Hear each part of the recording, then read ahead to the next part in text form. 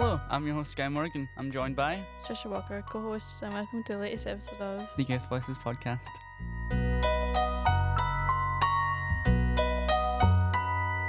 We'll be discussing some emotive topics, including the Supreme Court ruling and some other things, such as the EHRC interim guidance and protests around that.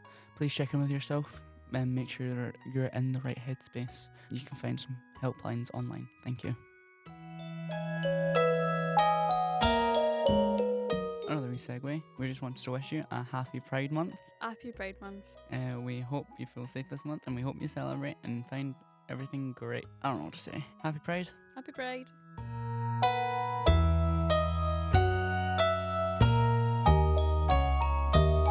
My name is Tricia Walker. I'm 19 years old and I use she, her pronouns. I'm Skye Morgan. I'm now 18 years old. I use they, them pronouns. I'm transgender non-binary, and today we're just joined by each other's company.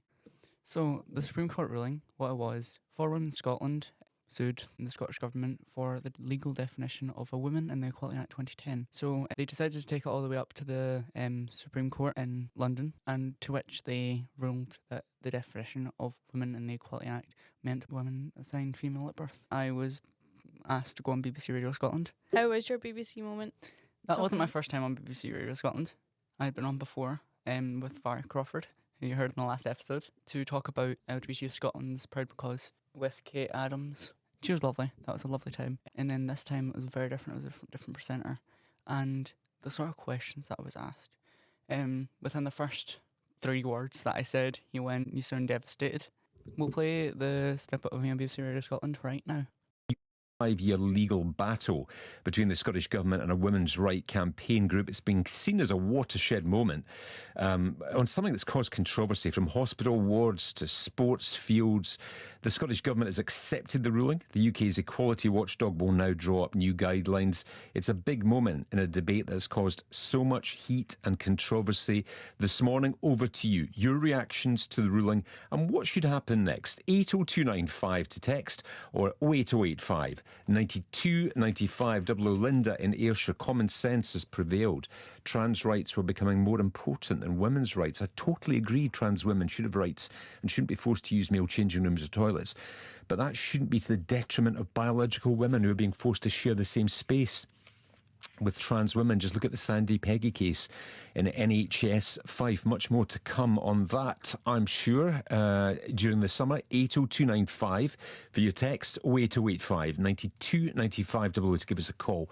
Let's speak next to Skye Morgan, who's a member of Youth Scotland LGBTQ+. Skye, good morning. Hi, good morning. I can tell from your voice your reaction to yesterday's verdict. How are you feeling today? Well, to be honest, feeling heartbroken like many other trans people in my community. This feels like such a setback with our rights. I know a lot of trans people are going to suffer because of the choices, because of the ruling.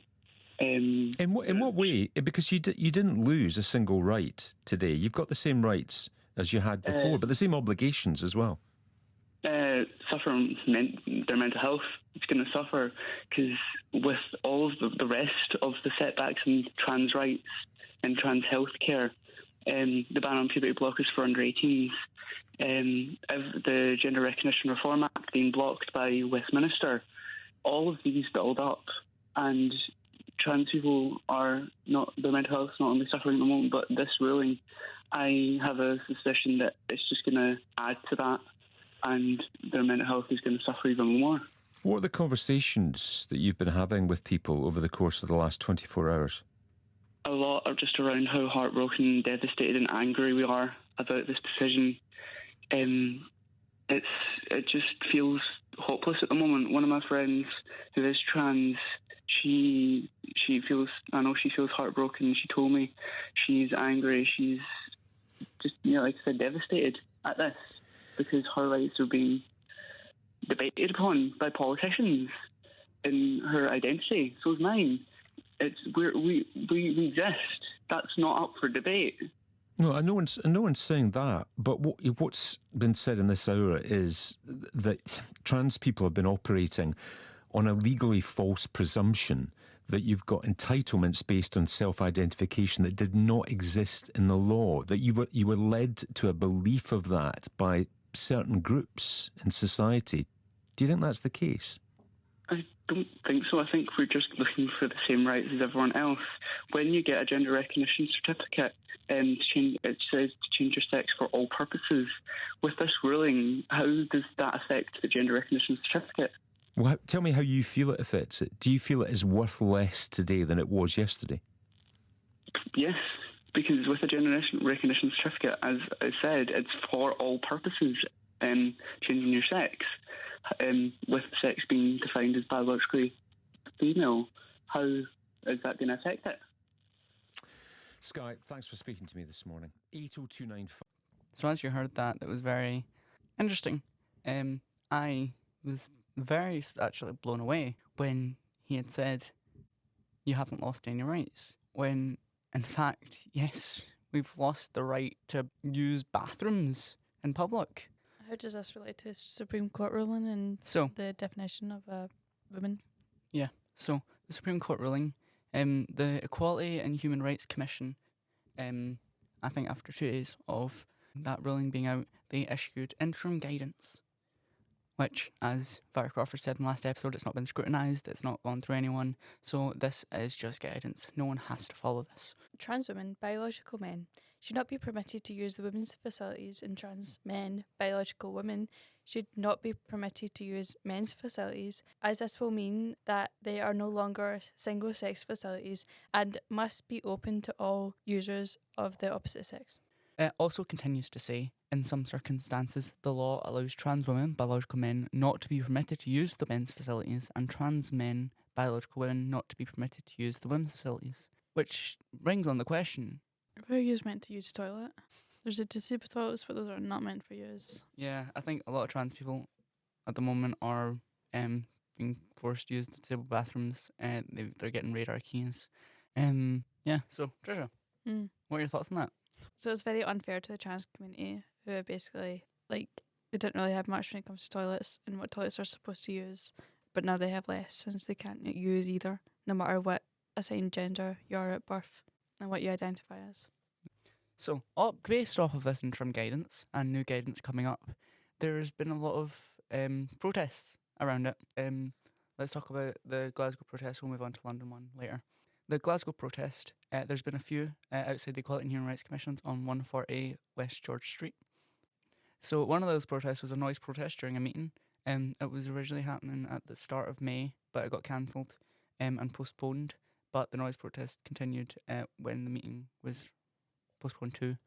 And then an organisation, Trans Kids Deserve Better, did a protest on the ledge of the Equality and Human Rights Commission, where 3 masked protesters, all under the age of 17, got up on that ledge with a banner that read "End Segregation, Trans Liberation." They were up there for about 2 to 3 hours, and then the police opened the windows behind them on the ledge and dragged them in. So what happened when they were being taken out of the offices was the protesters out, across the road from the EHRC cheered and things, and when the kids were in the police van, as the police vans were about to drive away, the protesters started going in front of the police van. You can find the sort of thing on the national Instagram page. And 2 32-year-olds were arrested, and one 25-year-old was arrested and charged with assault of a police officer, I believe it was. What happened there was they had coffee in their hand, and they were like, "Watch out, I've got coffee in my hand," and they ended up getting tackled, and the coffee went all over them and an officer. From what I heard, they were released on bail on the day after the events. They were held overnight in the station and were released on Tuesday on bail. I don't know much more from that, but from what I know with the 3 young protesters, when they got out, they were met with a lot of adult supporters offering them food, blankets, anything, and rides to help find each other. Moving on that same Monday, in London, Trans Kids Deserve Better had another protest in the Equality and Human Rights Commission London offices. So what happened was they started an occupation, which is what the alleged thing was meant to be, an occupation. However, obviously I got the bit cut short, and the London group started their occupation of 5 days from Monday till Friday. You can find all their photos and things on Trans Youth Deserve Better on Instagram, and if you want to see the Scotland videos, you can find it on Trans Youth Deserve Better Scotland. What are your thoughts on those protests? Why do you think they're necessary? They're just necessary, Why? especially around the Supreme Court ruling. And it's really good to see young trans people especially protesting. But it's crap to see like the reaction like from police and other people. Especially on Reddit, when I saw it was a thing that was in Glasgow, I looked it up on Reddit and the comments were not siding with trans kids deserve better in like the protests. The national Instagram video also have some very negative comments as well as some other outlets. So on Reddit, there's people sharing like their thoughts on the Supreme Court ruling, and one user said, "I would say that the ruling itself was worrying, but what immediately followed it with the whole bathroom bills thing was terrifying, as in genuinely, I am going to have to leave this country kind of terrifying. Fortunately, it seems like there's a lot of public pushback, which gives me hope that things might not spiral, but I am in a state of wary concern." Also, the outlawing of puberty blockers also prescribed to especially trans kids, even though cis kids are still allowed them, is still blatant hypocrisy one now. I think it's really a statement when people are feeling like they might have to leave the country because of the way the politics are going in it. How would you feel if you had that thought? Will I have to leave the country because of your gender identity or your sexuality? I would be devastated and I would feel like hopeless, like the country isn't getting any better. Feeling that is your only option, leave the country, is a bit drastic, but it shows how hard these rulings are hitting people. Another Reddit user said, "It's given me the push I needed to take a leap and leave this country, and already cements what I already know. The UK is no longer welcoming for trans people.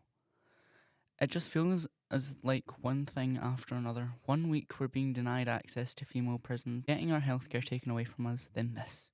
Which for me is the final nail in the coffin. It's brought a dark cloud over the place I've called home for my whole life. Made me mistrust so many people and utterly depressed to the point where I can't see a silver lining anymore." End quote. So obviously that other Reddit user said that having the thought of leaving the country, this Reddit user is leaving the country. Well, it's clear it's not just like one person deciding, oh, I think I should leave the country. It's like more people and them actively leaving the country. Says a lot. Yeah, definitely does. Let's talk about Hilary Cass. Our very first introduction episode, you spoke a lot about Hilary Cass, didn't you? Sure. You said, quote, "We're not Hilary Cass. We talk to young people." What's your thoughts on that statement now? Do you still believe in that statement? Yeah, of course I do. Like, she's not going to listen or talk to young people anytime soon, so. For people that don't know, the Cass Review was a British independent review of gender identity services for children and young people. So do you think the Cass Review has had an impact on the Supreme Court ruling? I think it sort of paved the way for trans rights and trans young people's rights, specifically in trans healthcare. With the Cass Review being sort of published and things, it's sort of had negative repercussions for trans healthcare. One of which was the ban on puberty blockers for under 18-year-olds. So what happened then? The backstory of this is that in May 2024, the Conservative government put a temporary ban on puberty blockers following some evaluation, some review, and this is part of the evidence, the Cass Review. And in, I think it was December or November 2024, the new Labour government decided to make that ban indefinite, with the review being taken in 2027.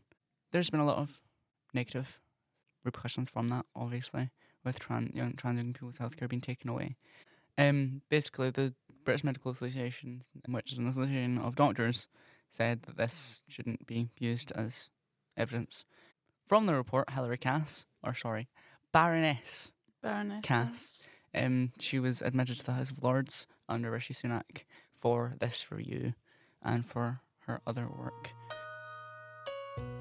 So, how does this affect trans men? So they're impacted by the same thing, even though it's not really aimed at them, if you know what I mean. So obviously they're caught up in the crossfire. But that also opens the window because trans men and trans women who have been on HRT for years, have all had gender reassignment surgeries, everything. How would you feel if a trans man, fully bearded, into the bathroom? I would feel unsafe.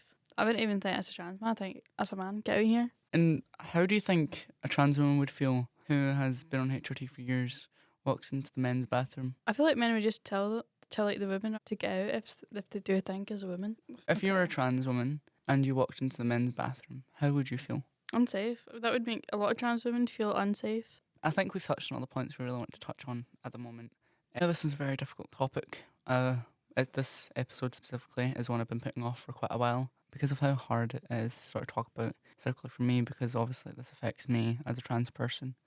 This is why I always start the episode with I'm transgender non-binary, because it's something I'm proud of. I'm proud of my identity. I'm proud of who I am as a person, as a queer person, as a trans person.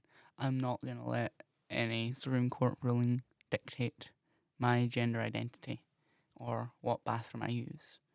I will continue to use the bathroom that I want to use, depending on how I'm feeling.